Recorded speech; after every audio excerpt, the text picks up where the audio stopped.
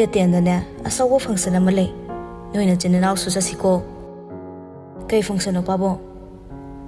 Awareness program nida all India gi oinane all age home amadi orphanage ka sune mari leini. Aina sumba thokpa se nakhoi bu puthokpa pami. Mayam ka su sakhang mai khangnaraga mapal thokpa tambu oina. Aina yam luna tinaba marup ki masani. Hoze makhoi gi suma mama pa leitre. Amatta makhoi ne si yongna tawra iba thabak mayam se angakpani yam khreda. Henry khangauda mapi ina chele. Baba aisu matam amada all age home orphanage linkalaga macha sing thoi bidraba halkaya gi fida chauna. Aigi famdagi kathokani. Mase aigi lengdraba wasakni. Aigi baba mama so adumba yamna pamamni. Moili linkhatnaba wari kaya sanaki. Adubu matamdagi aronba kaya aina ngang oibana khangjilhaudre. Good aduni. Po abadi kathokpa higadabani ne. Ipana full support tawni. Nangidamuk natungda lepisni. Asamna makhoido harawte yamna leinare. Matamdi sum hoki Newton nga picture ga sunungshi mari chet pasum hele. Henry sum mathau masak khangba mi ama oina support tawri lei khe hotnaba leplamde. Makhoi ga kosing so hobadagi makhoi ani punna chetminne. Johnny na hero se hantakti mo nga mai taw khre ko hanaga manadre. James na so adu ne haise partner jab chakre haiba sak kasi ani se phajaba tanari ura kaino. Henry noglaga taning de ko wathi ton Wansana ta aise pukning chang ta. James na akhoi de hezare haini nang tumi leyo ko. Pretty so amo karakter na magi mama na bi de thozili. Napi amane Henry da boss kenom ta haige. Henry na no boss Henry sum ko. Napi da na nangi namram ta longe. Henry thembi de yingi thembi su ying da basaraga michini yingi. Horen class lo re lo. Thembi ma mitlaw tho sauni ngi Henry sno pet tawraga michi khachile class mathang loikre mayam da punna thori Johnny na nupa am di phubi dore ko amasina Henry na wathi dong no ko chale ngasai nupi du Henry bu tanari Henry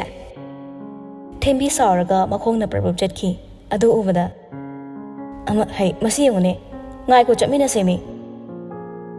Henry ki thembi ki makuta ta phari kaidoragina thembi khumde 2 minute amuk lukthar lei waga matang ngang khidre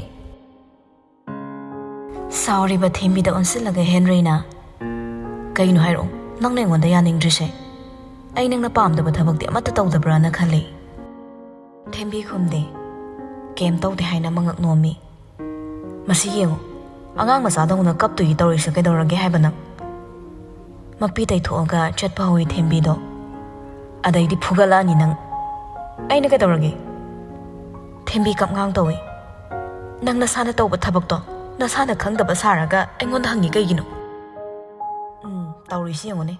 kappadi kapona phasana phubi doini aina na talak da ngasai gi nupi duga Pretty ga ani do changai boss nangi number sin ba male hanai do chatre thembi magi sounding bado anselaga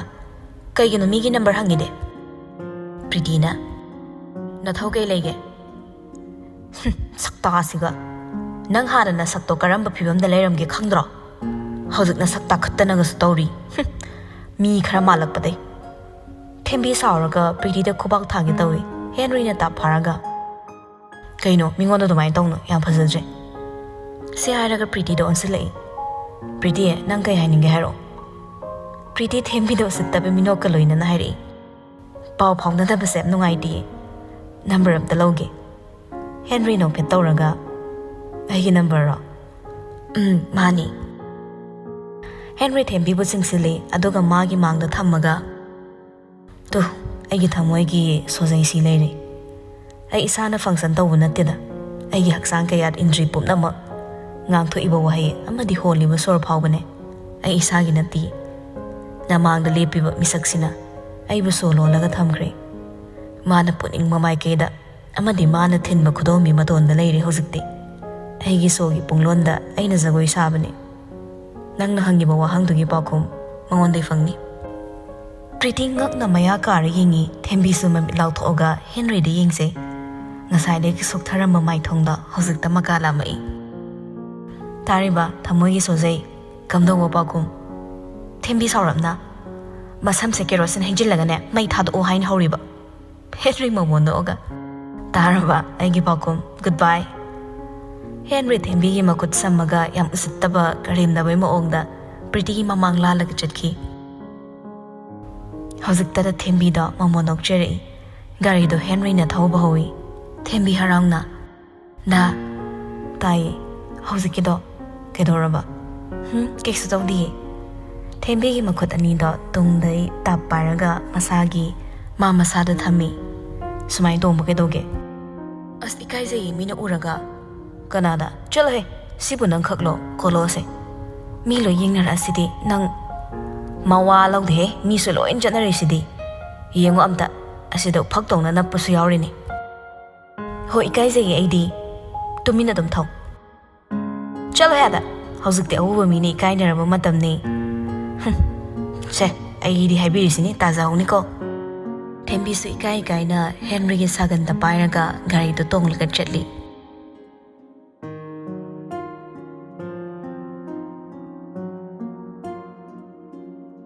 Somdana kamdori Newton gari thongna sor horba ngamlakjaduna masado thektoga Kaino minangbo aduk kanu koli dubu mi moangsida Kaidawrange mi su loin chatnai sidi sibu ai khaklo Ikai je heba nangsu ikai dro mawalak de he aina kanamta sor phulle heba macha tamna tawumi taning de chalada ai ta horadi nangna singbi ga dro khoinu khangde mi ani su koi bani haitana lagli Nitanna macha humkaina hatok piro na lamhen mga sai siraga hay wai tumikan tamnage masiya ngang si diba ado restaurant changu sidana amamada changsira nganba changsira picture di thoirok ba khangmanati amam bhai da ka manung oi bai ningi angan bai bisina mapanda open oi bai ningi amamada changse angan bada bit leite Amamada changse angan bada bit leite Newton mamit law thoga imai masidi layam yawrina kamai tongne nangne chei khara pizaraga wara udadi yadre ani to punna restaurant am changai amambaga oire manungda sum changsele picture Newton gi phurit ka kanna yanara pai yambo taime but ka thok trosiba yam kijaye sina tro nang pamise sina budi nungai ni haibo but amuk leramdana Why do tapada Newton khangpre khangi nokpada wandage tawi ai diba masibo kari line sawa mi no ba ai oina kisile ko nangna ki ga drairaga bakoi ni su kai kero khara charaga thorai mapanda masak khangda bakrana karan torai Newton na kaino tori sibo nupana ngawre nang kedoge habno nupa to na picture gi khudang pari Newton su nupa to gi mangak ta chappaga illi kaino nang pamise Nupa aduga moi ani changaga phugainari mayamdo changaga Newton bu phubi picture kappaga kana lege mi hatoreba adoi de ler mi khra changai Newton so pen da ben man bana nupa adugi mamai da kin thindali nupa ma marks ublambado nakana ma nan thoga tari Newton na nang sani ma gi mi usattabi minok to toraga phit ka humaga asidi nang narai bu pharabani Nangak to haigat ladi kakthak ni haise khangjalo si hairaga mamai do amo kupsin gre Newton wakhal da wa behenjil picture da kai ke amung torok paina mangon da kari torok kani haibo po ma thoina khandre yambo sokpro Newton mangak hairaga sokte chaslo Newton mathwai nungai dre 2 minute maglakli picture da suwa hozu phau lo silaga thamli nongu matang chabada hairage khanna leigre picture bok thongan bok thinbiramaga yumdai mapan thokanako mi fataba yam lei thoi ado yambo yum yobaga phone tor uko changu manungda asamna picture hek sangki bagi Newton mayum tamna halakpani mana manung changak pa ubada leimana thoiba nang kadai chatloge imana bonaroba mikuna na kan nei khumlei is angang mating natana machin thino nupiga chatlobani ngasai Newton song na mikho ding lei mikho na makha ta na sumngang laga lei sumaina sum tawradi yara roi magle ne angang se Newton song na ai nupi unaru re nang ke doge habano heima Thoiba adumba thabakto nanakta lapthoklaga thamo nang hose angang yam oiriko nasa hanam matik chana bo onako imana ne ichana pamba imau hainaba chatkani soidana hausa Newton harong na mamondong jeri aduga manung jangkre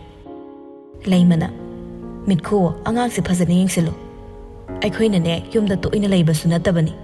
khangba nati kari tawri haibaga mitko sawning su toklaga khoinamsi somdana sani masado probok jagle leifam khangda punching bag to the Newton ni khanna phuri masado humana suloire achauna ibungo ngaiko ipaga wari khara khanasi somda mungta law sani masado humangang tangairi tawalam lawtholga mapai manak jangi kaiwano nangi school gi matangni aina kyara haikre masina trade ai tamba pamdre hey adudi noi ni sak chap manarani ne kamaina tawdoiba bera kani ko nang wakhal munna khalo manara ke dorge phare nangi kakada ne haikrage ai sani matomta akhaba minok ama loina na sole sala aina ke dorke haido namit thitne yenghan nang asumna matamni sumhauki picture solution ke achatlaga yamna kan honari adobu Newton wo mana ningjabasidi changdam ningai posak leiti haiduni mabung machil animak mathau khangba ngak to ebana masagi mathau da pukning changli picture di lairik parini haina isam chamnaga pabanati Newton bu phone adomak pahelaga thamlibani thammage habane nangsu lairik to da nakok changroiba ngamroi ai ngasai da yambung paraga hina para phai magi ngamroi haba waisini aina khwedau thilise ai di haisini ko phone hek thambada lairik kamta paroi damni khangaba masibu kamai lakna doino hoise nang suparo school ka dok su kuidre nasana khangzo ko ai di hayeng tum bhagolak pada school ka ni kaina tawrama ba harau de isyamna yare wathi tor leirano right to paro ba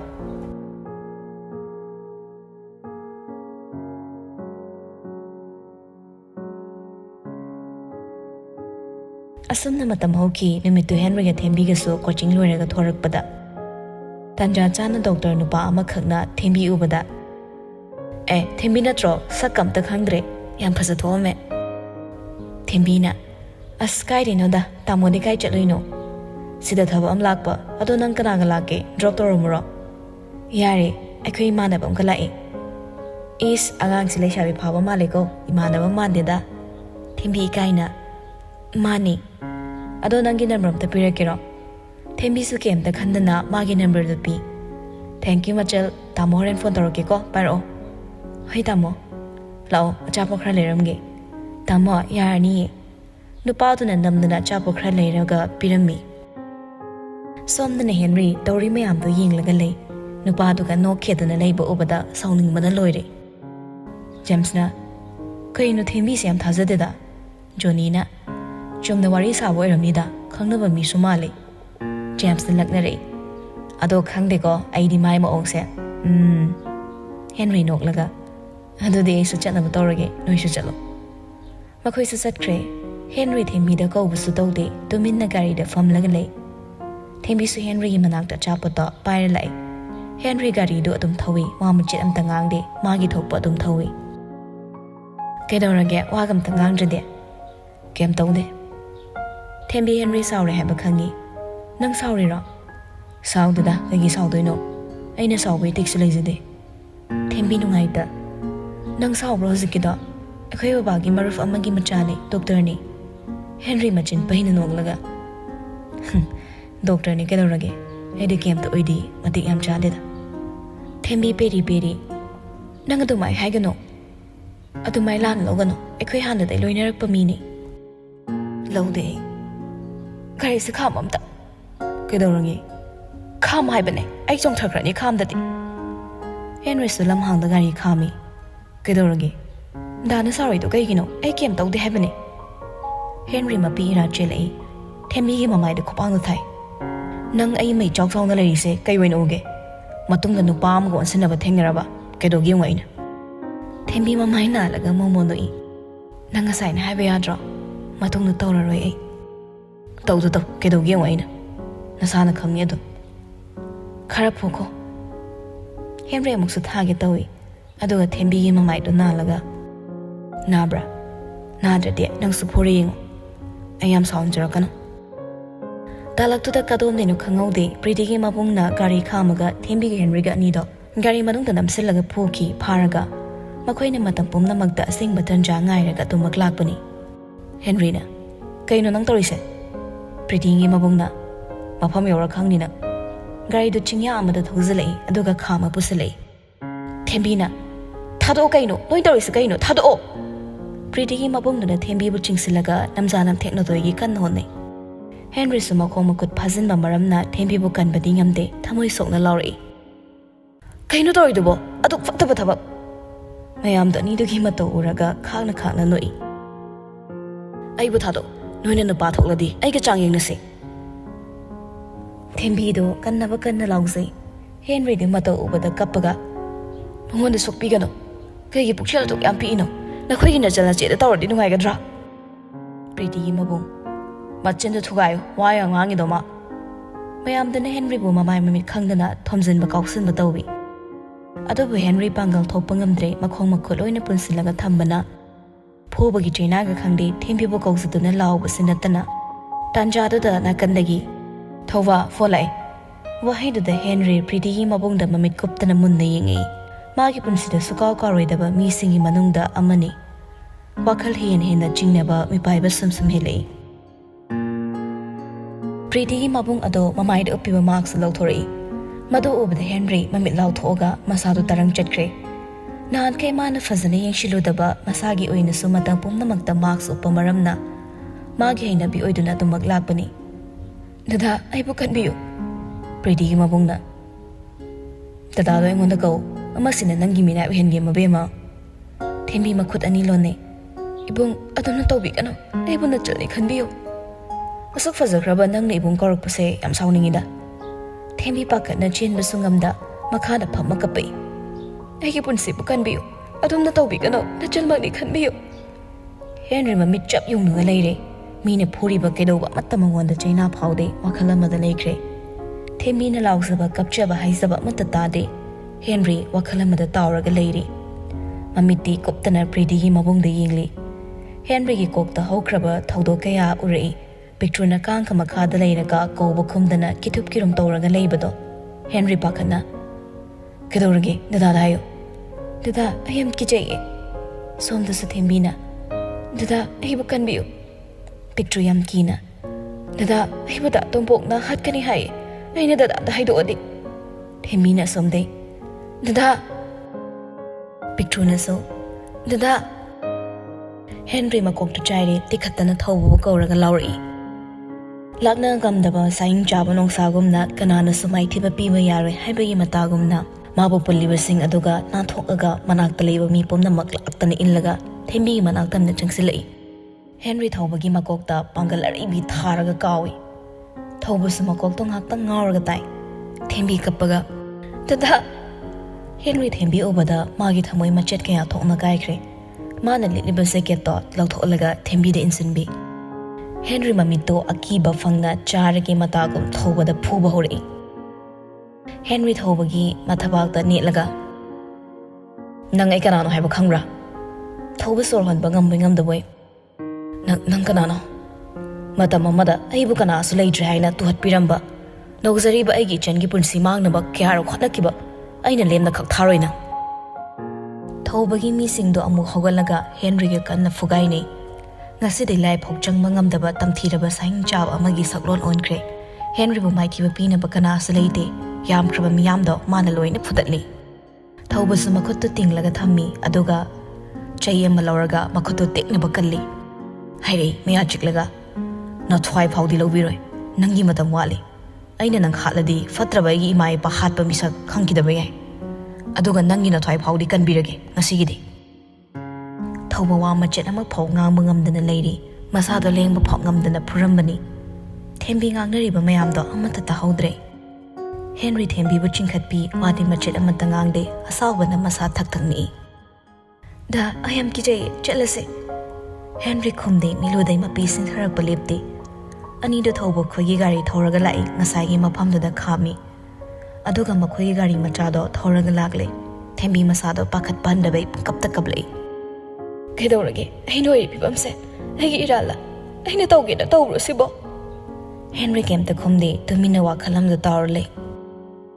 ꯅꯪ ꯑꯩꯅ ꯀꯧꯕꯁꯤꯐꯥꯎ ꯇꯥꯔꯔꯣꯏꯗ꯭ꯔꯣ ꯈꯨꯝꯃꯔꯣꯏ ꯈꯜꯂꯕ꯭ꯔꯥ ꯑꯩꯉꯣꯟꯗ ꯁꯣꯛꯂꯛꯀꯅꯨ ꯇꯨꯃꯤꯟꯅ ꯑꯗꯨꯝ ꯇꯣꯡꯉꯨ ꯑꯩꯅ ꯑꯣꯏꯔꯤ ꯐꯤꯕꯝꯁꯦ ꯅꯪꯒꯤ ꯅꯃꯥꯡ ꯅꯠꯇ꯭ꯔꯣ ꯑꯩꯅ ꯇꯧꯅꯤꯡꯗꯅ ꯇꯧꯈꯤꯕ꯭ꯔꯥ ꯍꯥꯏꯌꯣ ꯍꯦꯟꯔꯤ ꯈꯔꯒ ꯁꯥꯎꯅꯤꯡꯕꯅꯦ ꯉꯥꯡꯉꯣꯏ ꯈꯪꯗꯅ ꯃꯁꯥꯅ ꯉꯥꯡꯂꯤꯕ ꯋꯥꯁꯦ ꯀꯔꯤꯅꯣ ꯍꯥꯏꯕ ꯈꯟꯊꯗꯅ ꯍꯥꯏꯔꯛꯏ ꯑꯩ ꯀꯅꯥꯒꯤꯁꯨ ꯋꯥ ꯇꯥꯅꯤꯡꯗꯦ ꯏꯇꯣꯝꯇ ꯇꯨꯃꯤꯟ ꯂꯩꯕ ꯄꯥꯝꯃꯤ ꯊꯦꯝꯕꯤꯒꯤ ꯊꯃꯣꯏꯗ ꯑꯆꯧꯕ ꯅꯨꯡ ꯑꯃꯅ ꯁꯥꯄꯣꯛ ꯀꯟꯅ ꯊꯣꯝꯂꯛꯄꯒꯨꯝꯅ ꯃꯁꯥꯗꯣ ꯆꯩꯅꯥ ꯄꯤꯔꯔꯦ ꯍꯦꯟꯔꯤꯗ ꯀꯣꯜꯂꯝꯕ ꯃꯈꯨꯠꯇꯣ ꯂꯧꯊꯣꯛꯑꯒ ꯇꯨꯃꯤꯟꯅ ꯋꯥ ꯑꯃꯠꯇ ꯉꯥꯡꯗꯅ ꯃꯆꯤꯟꯗ ꯈꯨꯝꯂꯒ ꯀꯞꯄꯤ ꯍꯦꯟꯔꯤꯗꯤ ꯃꯥ ꯒ꯭ꯌꯥꯟ ꯇꯥꯗ꯭ꯔꯦ ꯊꯧꯕꯅꯤ ꯍꯥꯏꯕ ꯈꯪꯈꯤꯕꯗꯒꯤ